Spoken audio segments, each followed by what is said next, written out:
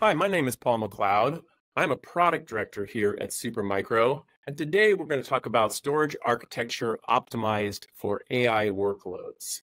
So there's a lot to cover in this quick presentation, and so we'll jump right into it. So today what we'll do is we'll cover a brief backgrounder for Supermicro. We'll talk about those challenges, and then the new kind of thinking we have to have in order to do AI storage, in order to really meet the goals of these new large language models and get the performance that people are looking for and expect in their GPU infrastructure. And then we'll talk about some of the hardware innovation, because Supermicro, everything has to do with hardware, and we've always been driving hardware and hardware performance. So Supermicro, as a company, has been around for 30 years and continuously growing during that whole period. So our core competency, of course, is server hardware. It's pretty much what we build. We've been building servers from the start, starting with the motherboards, and then just building all the infrastructure around that, which brings us to today, where we have these GPU systems that we've been working on for more than a decade that have become the hot item. And we've been building all the infrastructure to make those things so that you can have highly efficient power and cooling. We have our own liquid cooling infrastructure and rack integration. And so soup to nuts, you can get a solution from Supermicro for AI workloads. And that includes storage infrastructure. So to implement AI, there's a lot of challenge here, as I said at the beginning. Some of those things that we run into and that everyone has to consider when they're starting one of these projects, it is going to be large scale. Yeah, you might start fairly small, but for the most part, what we encounter is large scale and rapid growth as being one of the key elements. The data types, and this is the key challenge for storage, the data types are mixed. So it can be very large files and it can be a lot of small files with high concurrency. So the I/O pipelines, the workloads that everyone is pushing at these GPUs can be very diverse. When you have something like that, you're looking for centralized management. So that's usually the reach goal. And we have this little slide up here, which was a poll from our partner WEKA, that pretty much when admins were polled about what are the challenges they run into when trying to deploy storage for AI, data management really was the number one thing. So you can't just start with what you've been doing and keep going down the road and expect to be successful. You have to kind of rethink that. The other factor with AI and with these infrastructure that's high performance is all this emerging technology. This could be NVMEs and memory technologies, and it could also be things like offload engines, so the DPUs, IPUs, and everything else that goes into that infrastructure to take the extra work that's moving data off those expensive GPUs and CPUs that you'll be using to do the main job. So all that stuff is something you have to consider when you're building AI infrastructure. You've probably all seen the workflow that we're all trying to get familiar with in terms of this hot topic. This is from a SNIA source in terms of how the data gets processed. And this is very basic. So this is 5 steps. I've seen where it's 5 or more. And really depending on who you are, what kind of data you're processing, this typically is sort of a DevOps operation where you develop your model and then you feed that back into the system. So it's a loop. So each of these areas, each of these categories from data collection all the way to inference have different profiles in terms of a storage deployment, right? So the typical thing that people would do when they're thinking about, oh, this data collection, that's going to be large files, and I'm going to be putting this into cheap and deep storage. I'll pick this kind of hardware to address that. or pre-processing. Oh, this is going to be something very similar to what we've done in Spark and Hadoop. So I'll be using something that's a high compute to storage ratio and probably still using low cost storage. And then training and validation and inferencing, you think, oh, I have to use Flash to get that. And then archive, of course. But this mix usually will come with management interfaces and basically a burden that has to do with different silos of data. So when we think about this process, we want to try to streamline it because there's going to be all kinds of challenges in that GPU infrastructure that you'll want to be able to meet with a unified solution. Because not only is this pipeline complex, but it's essentially multiple pipelines. So we think of those stages, those are all high concurrency. So I have multiple pipelines doing similar things, and then some might be more intensive than others on different segments of the workload. So this really creates a challenge for both administration of storage and for what you're going to select as a hardware platform. And this slide comes from WEKA, which is really where we've found to be one of our best partners to solve this problem. One of the things we like about WEKA from the start was it is GPU direct certified. So if you're building on an NVIDIA architecture, you have access to that, the memory of those GPUs directly from the infrastructure. The other key factor from my mind is it's a tiered architecture that allows that transparent connection between slow and cheap storage and fast caching of storage. It's not really a cache per se, because it is more of a tier. I have flash storage that is essentially talking to the GPUs, so it's giving that super low latency performance with RDMA support to the GPUs. But I have in that same file tree, because this is all under a single namespace and it's both accessible from file protocols as well as object protocols, I'm able to have data that's back in the object tier and pull it into that hot tier without any sort of migration process. I can browse that data as if it were file. So that's extremely important from a data management perspective. And it's one of the key things why we selected WEKA as one of our close partners. The other thing that it has that's extremely important is metadata performance. So when we're building something like this, the metadata becomes the bottleneck for most of the applications. Anyone who's done HPC projects knows that now that we're in this AI flash era, the media actually can move very quickly, but the data in terms of the metadata, it can be difficult to manage. So new techniques have been coming up, and WEKA is one of the first ones to come out with that.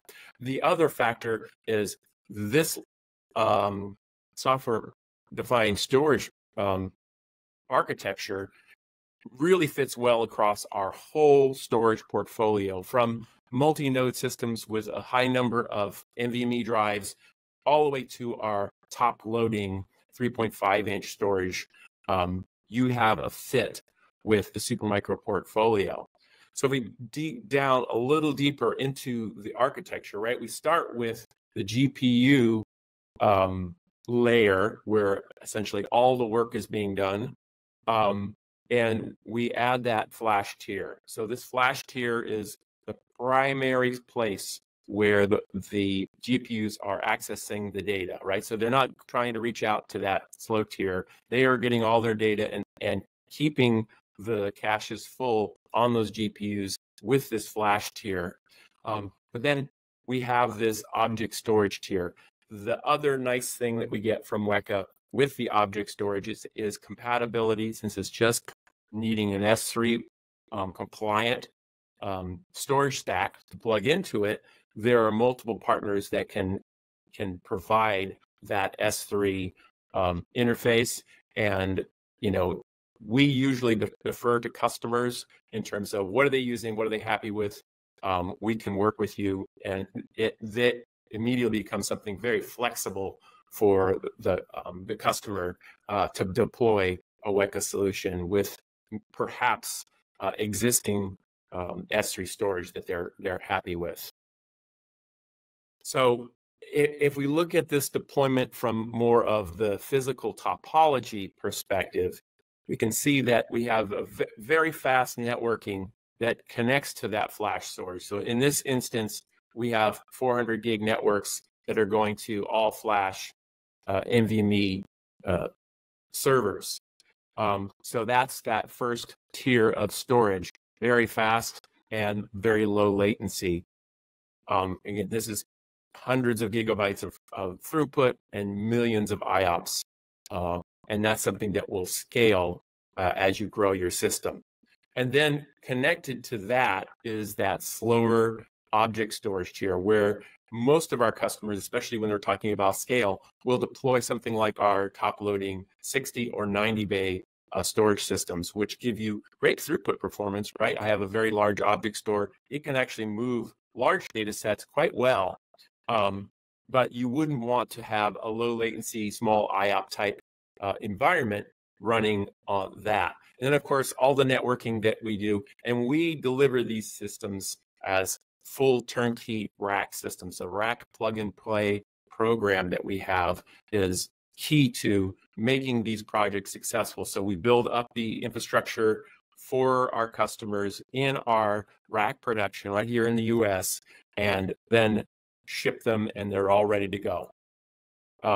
So when we look at that workload, one of the things that WEKA has come back with a number of customer environments is, contrary to most people's ideas of when we're talking about large data sets and unstructured data, everyone thinks of this being very large file. But majority, when we're talking about large language models, especially, is it's smaller file. It's not 4K IOPS, but it's in that 100K to 400K range, which is still pretty small, and you would still want something that has extremely good metadata performance to deliver those IOPS, because that's, as I said earlier, the actual request for data and then the acknowledgement of data.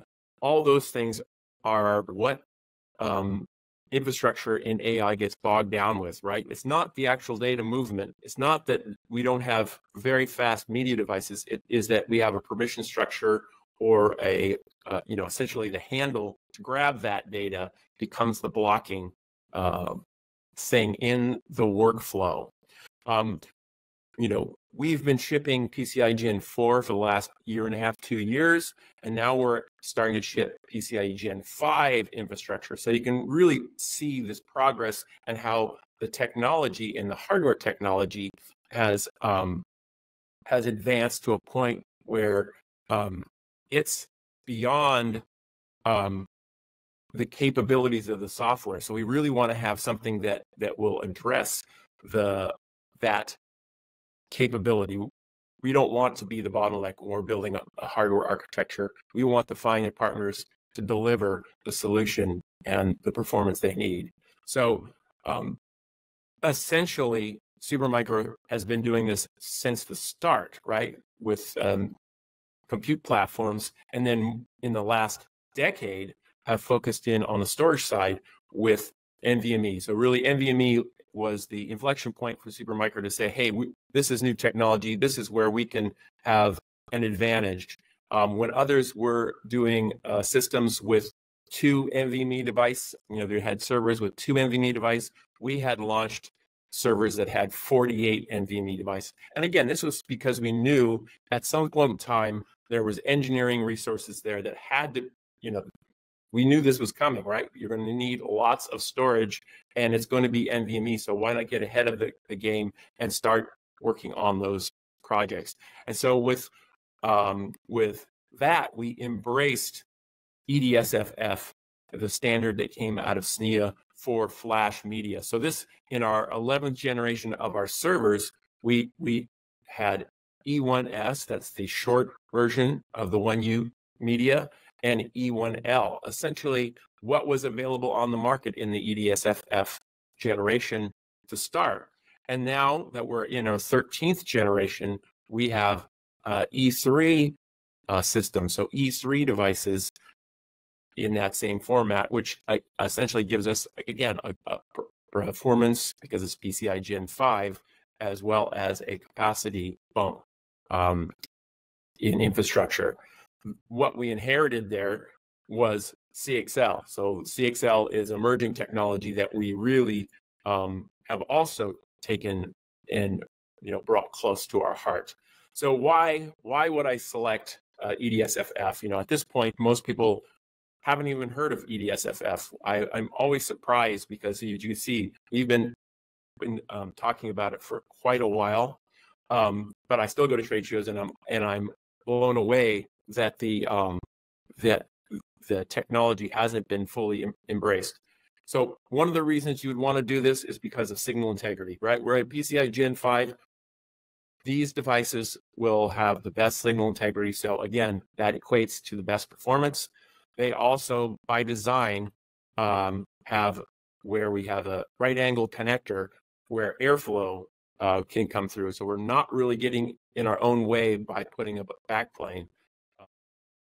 But there is essentially the difference between the EDSF and the traditional U.2 is the use of a backplane that sort of blocks the air, giving us more air to the system so that we can then use higher TDPs on those systems and drive performance, right? Because we're going to want to put a DPU in there. We're going to want to put a processor that can drive flash media to its limits, and we're going to need air to move through that at this point in time.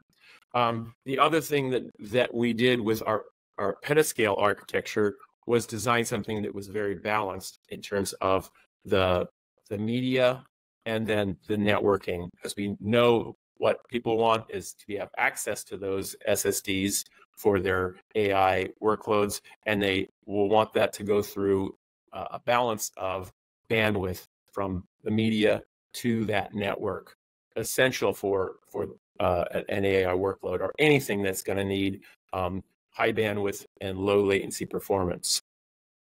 So our architecture from the start had that. And then we inherit, because this new emerging technology of CXL is, the memory vendors have decided that EDSFF is the way to do this. And so this is the E3 2T device. So it's similar to the flash device, but it's a little bit thicker. So it's an E3S, a short device that's thicker.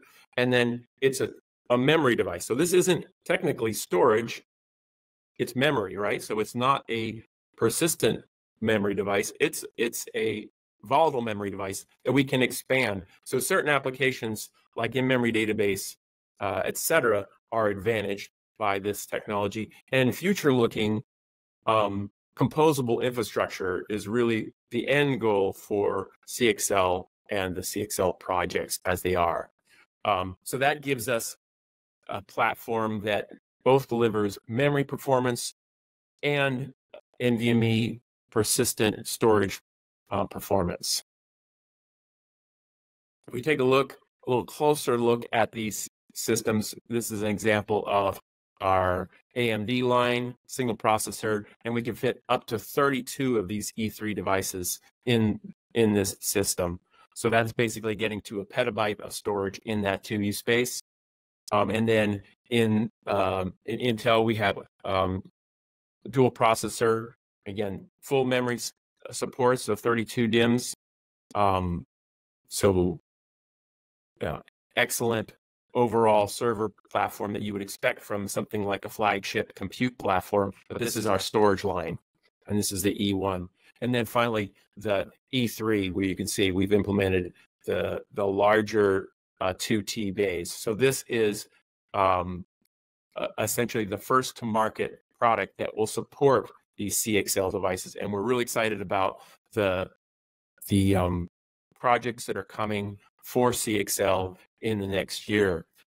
Really some great innovation happening there on the memory front, and interesting data points in terms of throughput and memory performance and all these things that we haven't been able to have on a single processor or a dual processor, the memory size available in one of these systems. So we have a white paper on our website that talks specifically about implementation of the WEKA solution and our hardware. Also other resources in terms of the Supermicro storage portfolio, and again, contact information, etc., if you have questions about it. So thank you for allowing me to present today, and I look forward to future SNIA events.